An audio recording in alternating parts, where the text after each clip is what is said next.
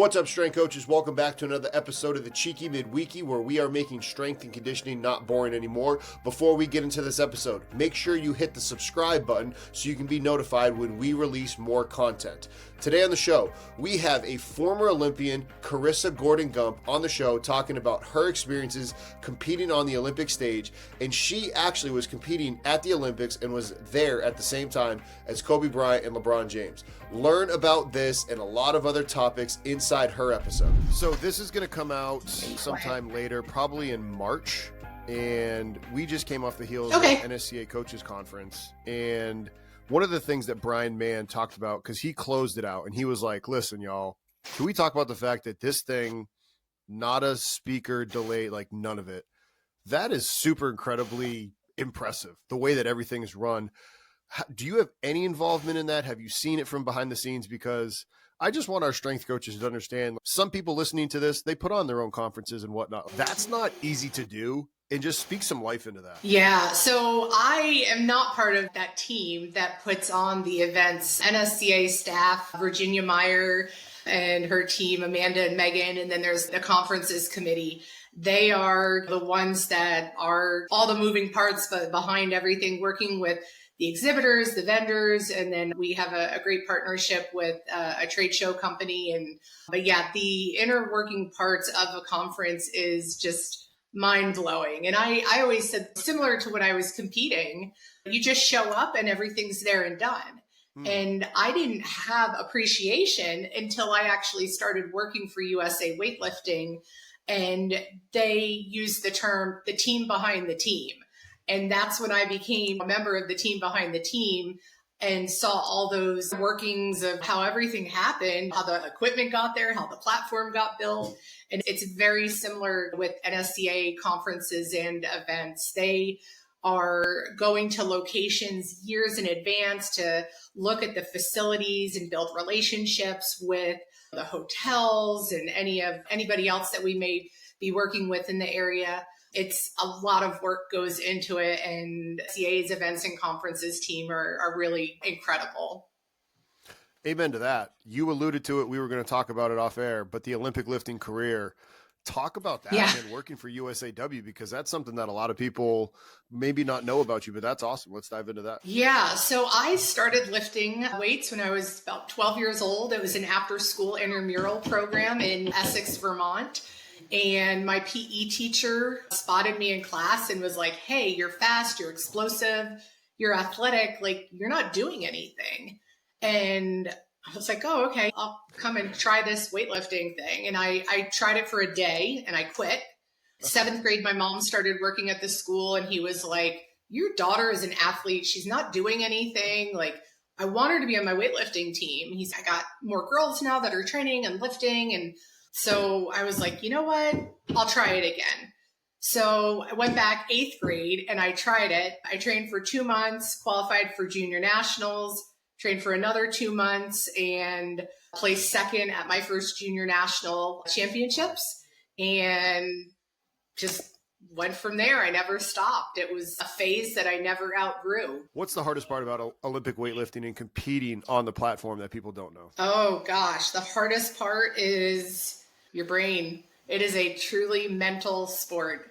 If you walk up to a barbell and you think, oh my God, this is heavy, I'm not going to be able to lift it, chances are you're probably not going to be able to lift it. You may surprise yourself though every once in a while, but that mind over matter thing it's really key. It's really important. I had a coach that said, it's amazing what your body can do when your mind gets out of the way.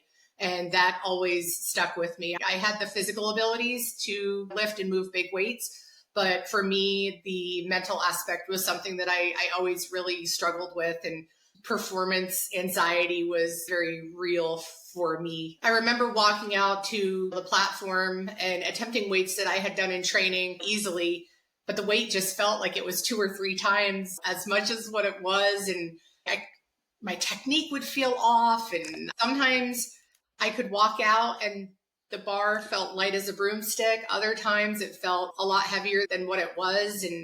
But yeah, I did better in training than I did in competition. And a lot of the time it was due to the mental aspect of it for me. The anxiety got the best of me at times. Were you the one that would try to like, okay, open super light, second attempt in the middle of the third attempt, like, hey, I'm going to try to set a PR here? Yeah, that was the strategy. You always want to make your openers. You always want to go in, make the openers. You ever bomb out? Yeah, get on the board, but it's also confidence booster. But you also need to be strategic and play the game where it's, okay, I'm not too light, but I'm going to get on the board and I'm going to let them know. But then you also want to make sure if I miss my second or my third attempt, that you're still putting yourself in a good position. So it's all strategy. But yeah, openers, you got to make your openers. Have you ever bombed out of a meet? I never bombed out of a meet. Must be nice. I bombed out of my very first powerlifting meet. Never bombed out. No, I don't know how many people can say that, but that's just something I never did. I was on the plane with Bill Gillespie. Like, God put the two of us next to each other by I have no idea how. I'm walking down the aisle and I see this big dude sitting in the aisle, and I had picked a middle seat. I was like, man, this dude's jacked. This big dude. All right, whatever. We're going to have to figure out this seating thing. Turns out I was like, I think that's Bill Gillespie. And we started talking, and where I'm going with this is he was talking to me about when he made that 1,100 pound attempt. He's like, set first two. Like, I wasn't there. Like, he was 0 for 2. And then got it on his very third one because he had to work his shirt. Could you imagine that? Crazy. And I've been in that situation too, where I've missed my first 2 lifts and knowing like, all right, do or die, this is it. And I was able to pull through. I remember a couple specific competitions where I had that happen, and it was like, you need to make this. Not only to stay in the competition, but it was also for a medal, or there was something else on the line, like making a team. And so talk about pressure. That was actually something so my former assistant, Kate, shout out, Kate, you're still listening to this, but I know that she would used to do powerlifting meets, and that actually was something that her athletes really loved, because it was like, yeah, cool. She squat, bench, deadlift, but she'd be strong, and she knew what it was like to have to compete and have to train and peak for something. And that was something that kind of drew a bond with her and her athletes. Does that ring a bell? Does that make sense to you? Yeah, I haven't, done much coaching. I have done some USAW level 1 courses. I've taught that. I volunteered for a little bit with the University of Vermont Club weightlifting team a couple years ago. But yeah, being able to say, been there, done that to the athletes, it does give you credibility, and they can't say, you don't know what you're talking about. You've never snatched in your life. Get CEUs faster, cheaper, and more convenient than ever before with Strength Coach Network. Hey, it's Justin, here to tell you about how Strength Coach Network can now help you out with our premium membership and CEUs to the NSCA and CSCCa. Upon signing up for our premium membership, you will get 2.0 or 10 CEUs immediately. That is an entire year's worth of CEUs that you are able to access from the convenience of your office. No traveling for conferences, no waiting on flights, no eating out, no expensive hotels. Just the good stuff from great coaches.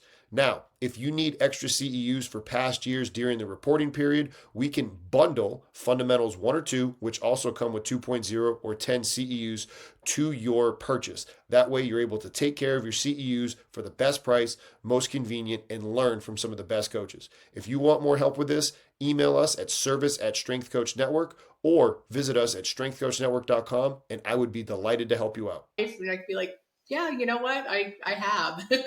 I've been there, done it on the biggest stage in the world.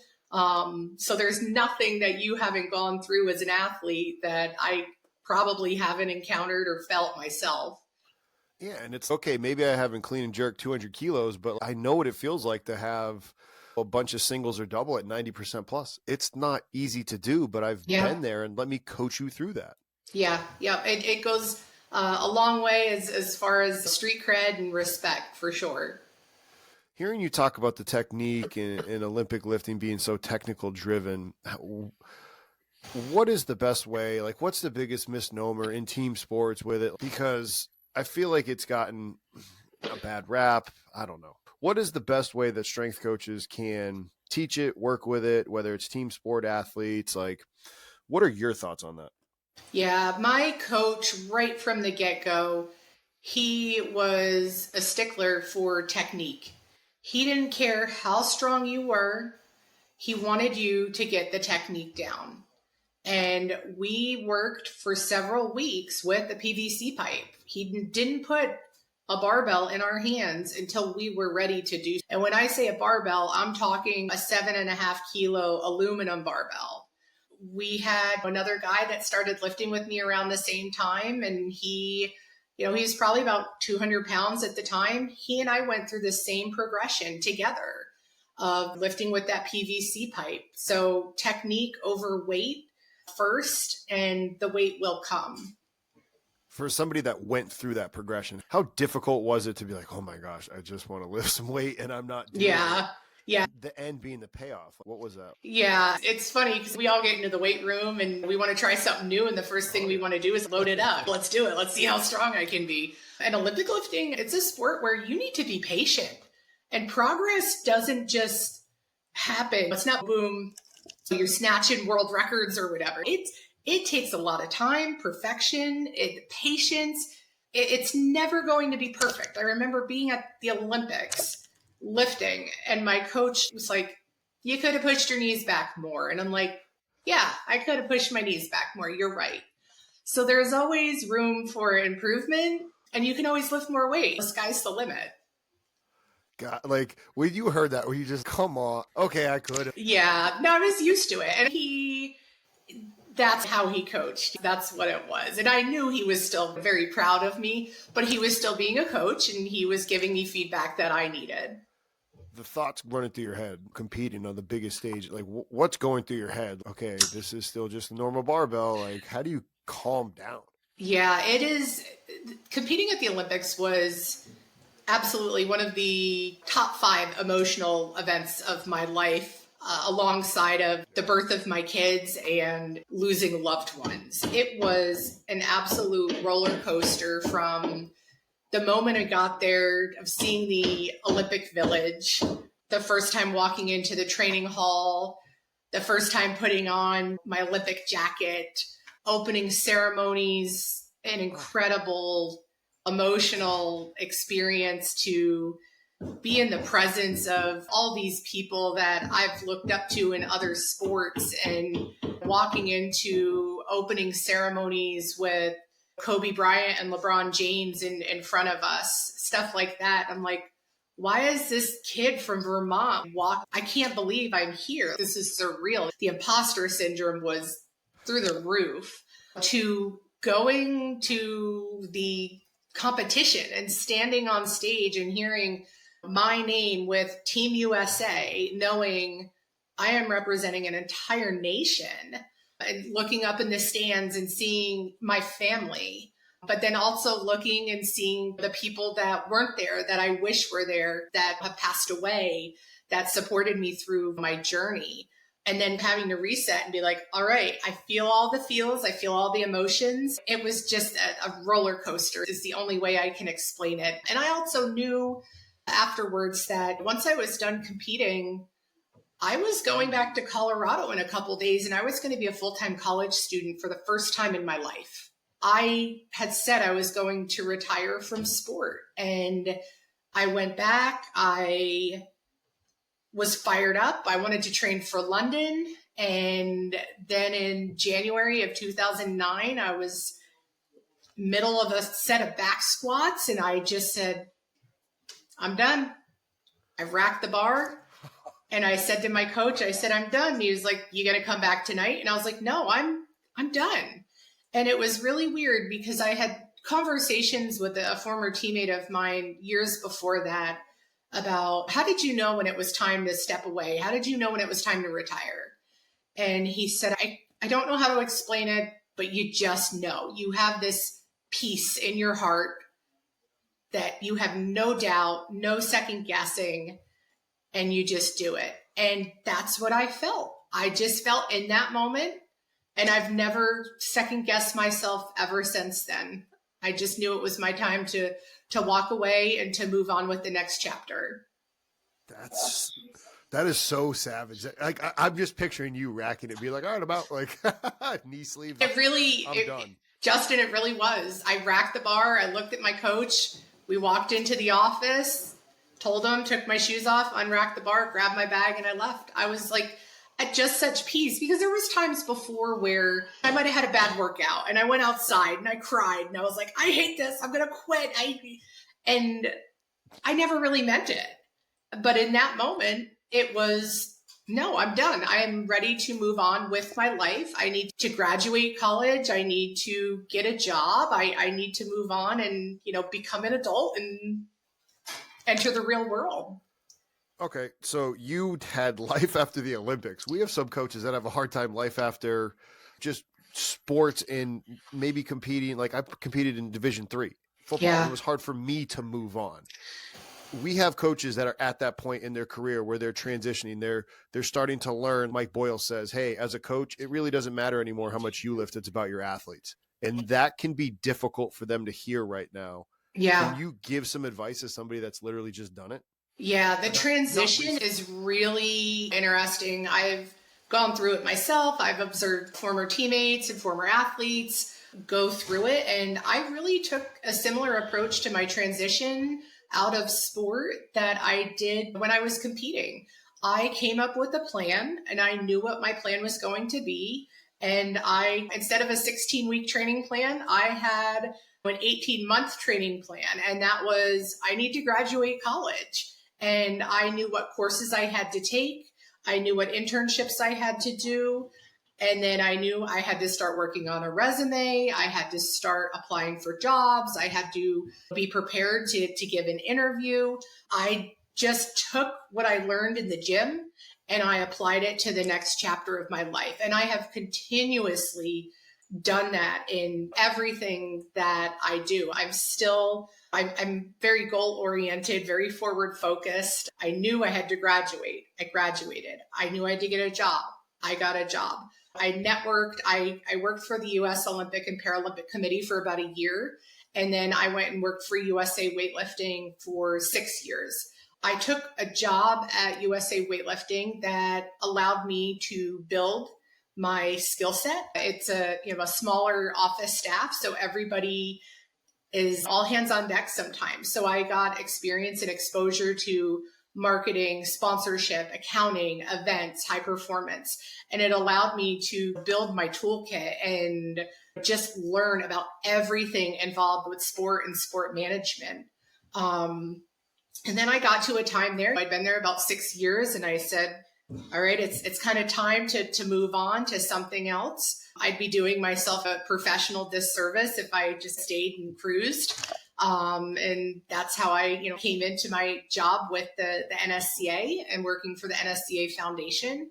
But again, I've taken that same type of framework and I've applied it to every area and every aspect of my life. I'm just very goal-oriented, goal-motivated. Kudos to you, and I wish I would have done a better job of that. So our younger strength coaches out there, take her advice. Don't do what I did and just suppress the emotions of, oh, you're fine.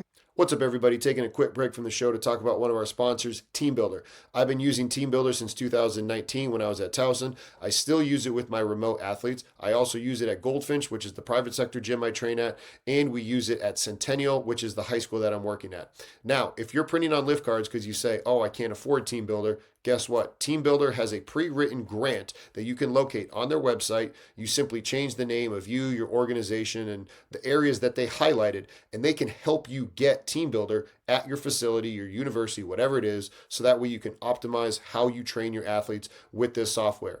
Now, Team Builder is also a part owner in the Plyomat. The Plyomat is something that I utilize at Goldfinch, and it helps you be able to see how high somebody jumped, the ground contact time, and RSI. You can get all that conveniently right there. You can reach out to your rep from Team Builder to be able to get more information on the Plyomat. It's fast, it's reliable, it's convenient, and it's trusted by coaches worldwide. Check them out as well as Team Builder in the link down below. You're not playing sport anymore. Have a plan and work it, because that sounds really good. And the other big thing that is really important that I feel like a lot of people don't talk about, and I've talked about it before on several other podcasts, is that your sport or your role as a coach, it's not your identity. You are bigger than your sport and your title. You are Justin the person, Justin the son, the brother, the dad, the partner, the whatever. And that for a lot of athletes and coaches is really hard because they have built this, not persona, but that is who they identify as. And it's, no, I am not the weightlifter Carissa. I was Carissa, the weightlifter. And that's taken a really long time to transition from. And I've worked for USA Weightlifting. I work for the NSCA. And now I feel like I'm at a point in my life, in my career, where I'll have people say, oh, wow, you're really athletic. You're really buff. Did you ever lift? And I'm like, yeah, I did. And I love that because they're not looking at me as, oh, she's an Olympian. I want to be known for being good at my job and good at what I do and having a good skill set. Not, yeah, she used to be able to squat and clean and jerk and snatch a lot of weight. That doesn't make me competent as a person. It makes it cool. But I want to be able to say, yeah, but you know what? I'm smart and I was strong. But that's taken a long time to transition from, with being around a lot of similar members. And there's people who are NSCA members that have known me since I was a kid. Really? Yeah. Huh. Something I wrote down there was Paralympics, and we have a presentation inside Strength Coach Network on Paralympics, and that was the first time I learned about it. That's absolutely incredible. Some of the things that staff was doing, and being able to help people strap in and do bench press. Or I don't want to butcher talking about Paralympics, but could you speak into it for our listeners that maybe aren't as familiar? Yeah, I'm not super familiar with it either. I've actually only attended years ago. USA Weightlifting and US Paralympics partnered together at an American Open and did a combined competition. And so that was really my first exposure to it. But holy heck, incredibly impressive. Lots of weight, just huge bench presses. But I can't speak into the technical terminology of it. But again, lots of weight lifted, really impressive athletes, just really strong. Yeah, and so like when you go on their website too, like it's US Olympic and Paralympic, like everything is, United States Olympic and Paralympic Committee, like the logos, the 5 Olympic rings underneath the flag, and then the Paralympic, it's a different logo, but like they're always in the exact same sentence. It's like when a head coach maybe has his position endowed, like the two of them go together. So any of our listeners out there, look into it, because there are different tiers for the needs of the athletes, but it is absolutely fascinating. Yeah, I know, and I'm a little familiar with some other sports. Having lived at the Olympic Training Center and trained there, you get exposure to other sports and other athletes. And there were several Paralympic programs that were there, including track cycling and swimming. So I know that based on their ability, there's different qualifications or different classifications that they are given for their sport. So they're competing against someone who is of a similar ability than they are based on their classification. Speaking of training in Colorado Springs, the first time that you had to train in a gym that was not like just everything is precision down to the 10th of a kilogram, like how hard was that? Because man, even just training at headquarters back in October, I was like, golly, this is so nice. Yeah, the Olympic Training Center in Colorado Springs, they had a resident program since the 80s. Women's program started late 90s when women's weightlifting was announced that it was going to be an Olympic sport in 2000. The atmosphere and the gym there was just unique and incredible. I had no idea at the time what kind of environment that it was and that I was in. I was just going in every day, lifting weights and having fun. And I'm still in touch with several of my teammates, and we have all said, man, we were part of that program when it was the best that it ever was. There was just this energy in the air. You'd walk in there and you'd be like, all right, let's get it done. Let's lift some weights. Let's do it. It wasn't always the prettiest, nicest platforms, and the weights were older and whatnot, but it was the people in the room that brought that feeling and that camaraderie. And you had the top male athletes and top female athletes in that gym all training together and really pushing each other to be the best athletes that we could be. But what an incredible environment and opportunity to be part of that program. But the first time I was in that gym, I was invited out for a camp when I was 14. And I remember calling my mom and I said, I'm going to live there someday. I'm going to be a resident athlete. And she said, oh yeah, sure you are. 2 years later, I ended up moving out there for the summer for 2 months and training with folks before the Sydney Olympics. And then a couple months later, I moved out there full time. And I was a full-time resident athlete. I graduated high school early, so I could, I say, go and play and lift weights. Yeah, it was just incredible. But my training partner, I was 17 years old. My training partner was 27. Her name was Tara Knott. And I actually, right behind my desk on the wall up there, that's a picture of Tara. She's Olympic gold medalist, first ever female Olympic gold medalist in the world. Little 48 kilos. She snatched between 85, 87 kilos, clean and jerked about 105 kilos. Wow. So it was a big wake up for me to walk into that gym and then be training with her and all the other athletes that were in there. It was just, again, surreal, but the best environment ever. Shout out to your parents for letting you do that too, because I'm thinking about if my kids are at 17, like, I want to go live in Colorado. I'd be like, what are you doing? Yeah. Yeah, my parents were incredibly supportive of my athletic career. And again, I think they thought it was just a phase and it's never ended. I'm still like behind me. I got squat racks in my office. Like it's just part of me and who I am. It brings me happiness. It brings me peace and calm, and it's therapy.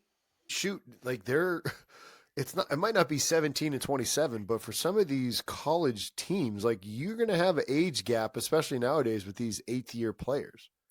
Yeah. You're going to have, along with the age, you're going to have different athletic experiences, cultural. There's just a variety of factors that come into play with your teammates, but it's no different than working alongside of someone in an office. You have different backgrounds and different experiences, and you just have to learn who they are and why they are the way they are. And it's, again, also no different than a coach building a relationship with an athlete, learning who they are and how you can work together with them to make them the best athlete that they can be.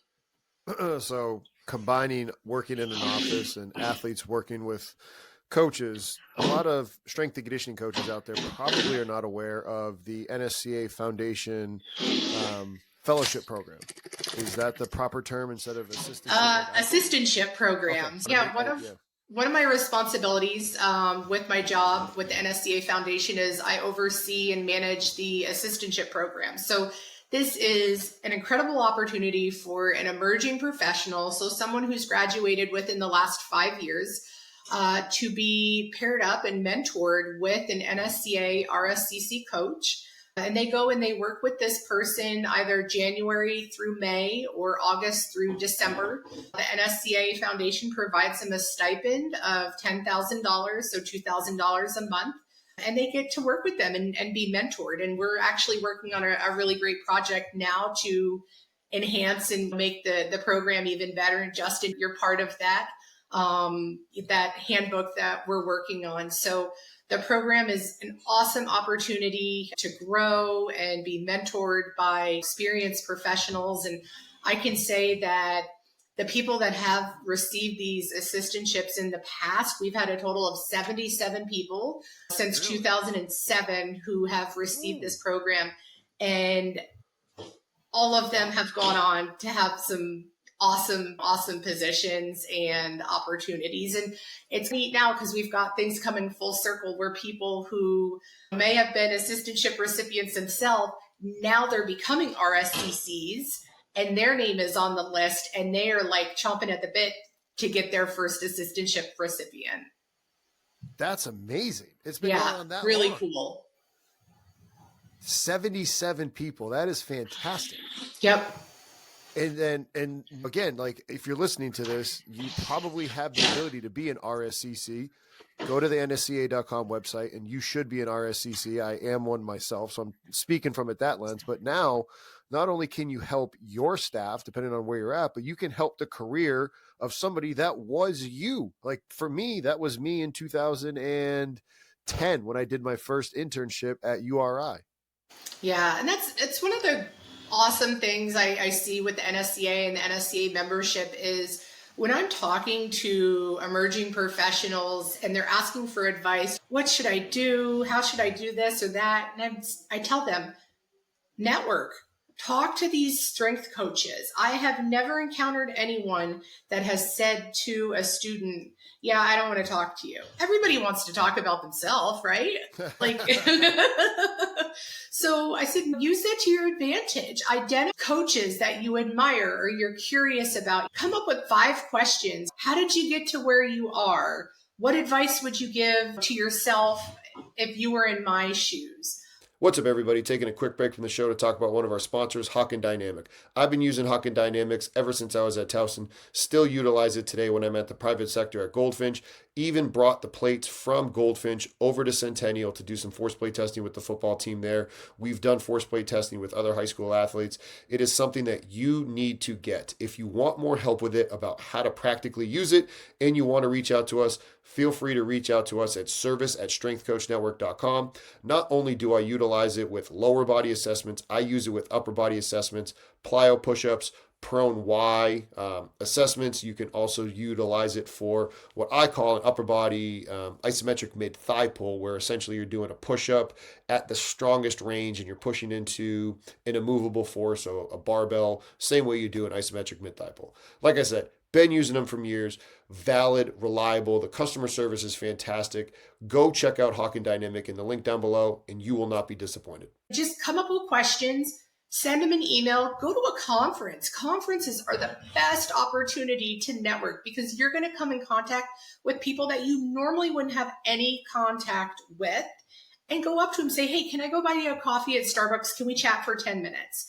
And that's where it begins. And yes, we have a very large network of strength coaches, but our network, it's also very small. We all have connections in one way or another with each other. And if I don't know of a resource, I can pick up the phone and call. NSCA Foundation president is Scott Caulfield.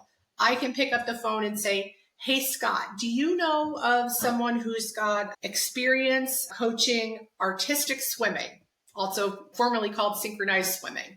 And he could say, oh yeah, I know so-and-so. Let me give you the number.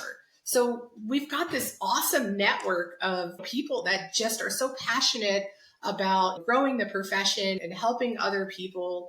It's just, I feel like it's just unique. I don't know. I've heard of other, people talking about their industry and people are protective or they don't want to open up and talk about what they do because they may feel threatened. And NSCA folks, they're all about growing and sharing and supporting each other. Yeah, and maybe for sure at this past event too, down in New Orleans, where it was like, first of all, if you don't want to go buy somebody a coffee, you could make a joke and show that you have a sense of humor and say, hey, can I buy you a cup of coffee? But during breakfast, you go over and get the coffee when it's already there for everybody else. Now it shows, hey, I have a sense of humor to whoever you want to talk to. But the number of times that I would just be sitting down or something, there'd be an open, hey, can I sit down here and just you talk? And yeah, you have to get outside of your comfort zone. What else is getting outside your comfort zone? Standing up in front of a group of athletes that you maybe don't know before and having to instruct them on how to safely lift some weights. So if you can do that with somebody, you never know. The person you're talking to might have a job that they need to hire for. And that exact thing happened with a coach that I was eating near at lunch one time, and then also in one of the SIGs, which anybody listening, I know we have a lot of listeners out there. When you go to these events, the SIGs and PDGs, I used to not know what they meant. Special interest group, professional development group. If you see those on the itinerary, those are opportunities where it's not just one speaker talking for the full time. That is literally your opportunity to have your voice heard on certain things. So go to them. That's my 2 cents. Yeah, I agree. And it is, yes, it's intimidating and scary to walk up to people that you don't know, but you never know how that's going to pay off. You're building your network. You could be landing an interview. You never know where it's going to go. But yeah, you do. You've got to be brave and confident to be able to do that. But also you've got to be brave and confident to stand up in front of a group of athletes and demonstrate a lift or talk about your program. So not only can coaches get extra help for their staff and their athletes and then help push a young professional into development, so 3 wins. But then the grant writing series that was on the LinkedIn page of, hey, if you want to do research, you can get your research funded through writing a grant, and y'all teach them how to do a grant too. Yeah, we've got I was told when I first was hired, the foundation is the best kept secret of the NSCA. You're going to start telling people about this? And I said, well, yeah, that's why I was hired. This is my job. And people were mad because it was the same kind of maybe similar schools, whatever, that were always getting funding and awards. And Taking a quick break from the show to talk to you about one of our sponsors, Powerlift. I used Powerlift when I was at Harvard, Maryland, and the University of Iowa. I was also part of the staff that had the new weight room at the University of Iowa, the 32-rack, beautiful facility. I was a part of that. I also have Powerlift's equipment nowadays.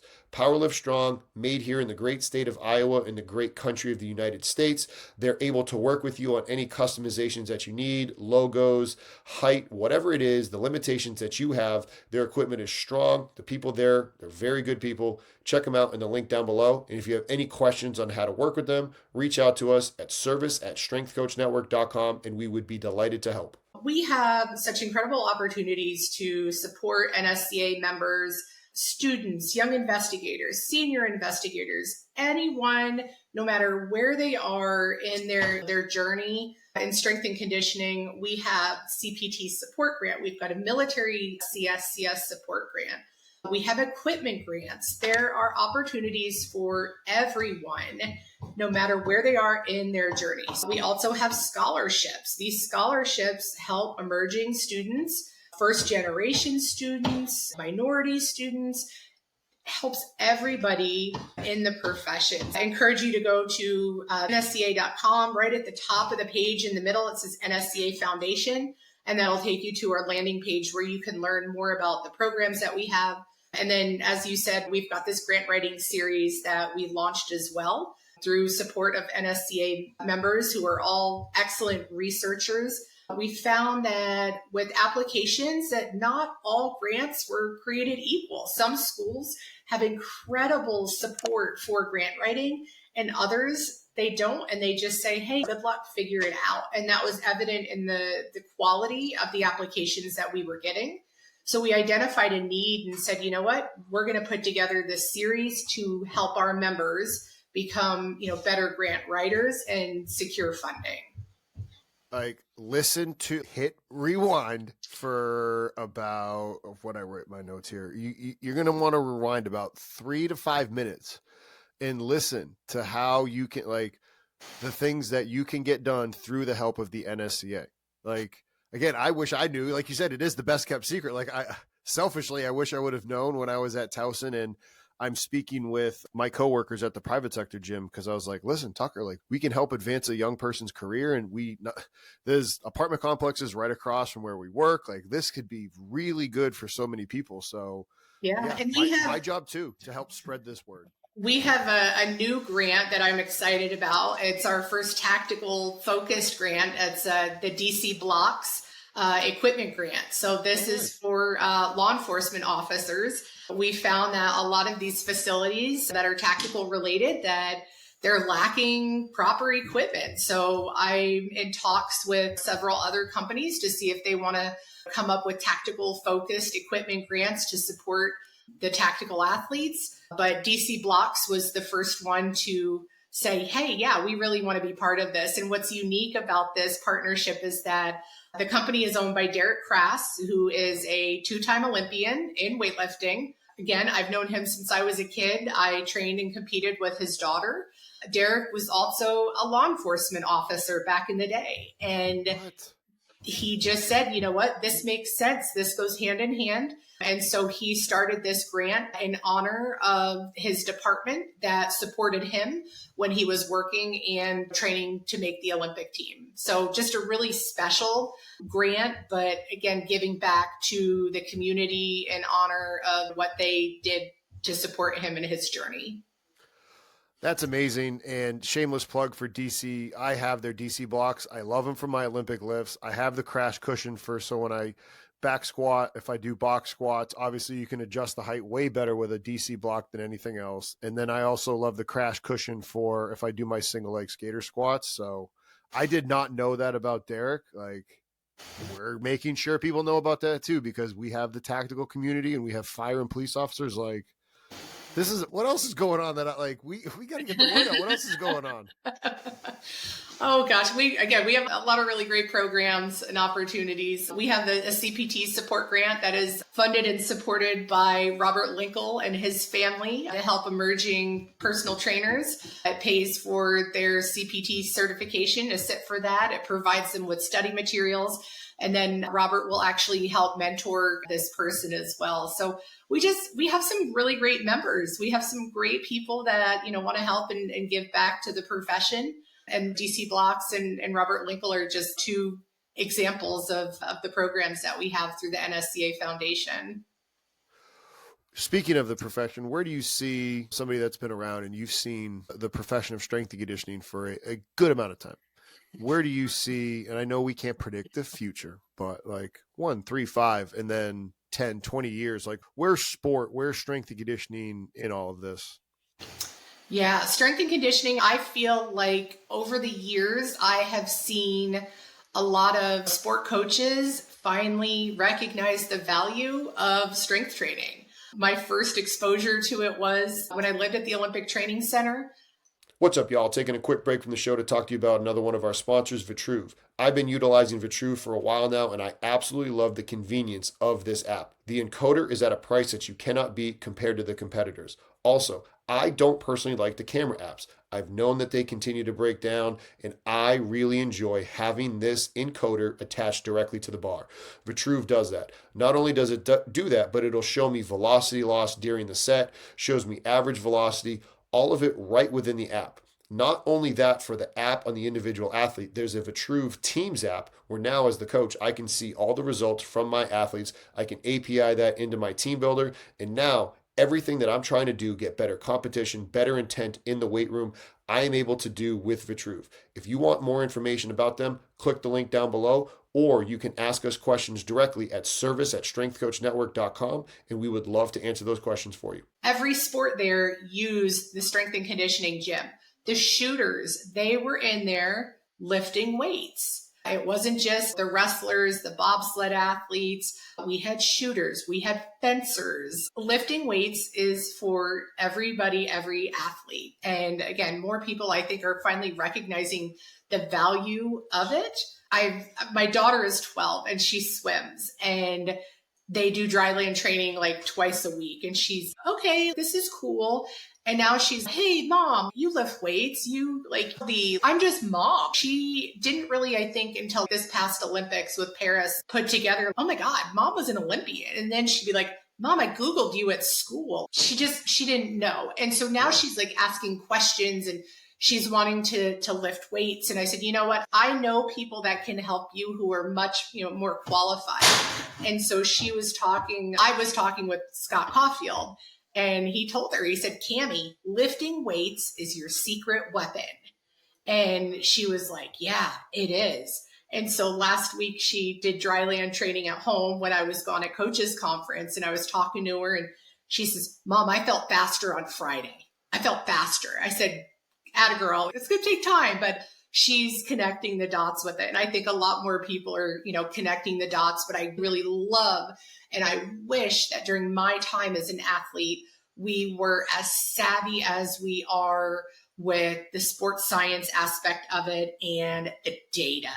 We did a little bit of that. Doc Stone was at the Olympic Training Center when I was there for a couple years. So we did hydration testing and recovery testing, mid-thigh isometric pull testing. We had force plates, but I just see athletes now using data so much more. And I absolutely love it because it just helps with measuring where you're at, if you're overtrained. And I think back to, gosh, I could have used that instead of just saying, I feel tired. You don't look tired. And instead being like, no, the data shows I am tired. So I am incredibly excited for the sports science component to grow and help athletes become better athletes.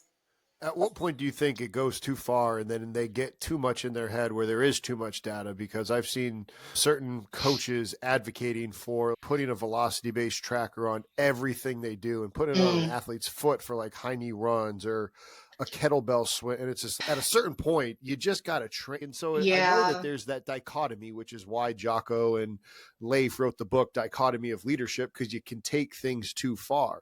And I'm asking because I don't know where it is, but I do think when we're analyzing every little thing, because like I got a 8th grade athlete that he just needs to get stronger. So sure, I might put a VBT on certain things, or I might force plate him to see where he's at, but I'm not going to jump him every single time. I'm not going to IMTP him like to see where he's at, because, okay, you need to just train. Now, when the NFL guys come back around and the college guys, like, sure, you get it more dialed in when they get more advanced.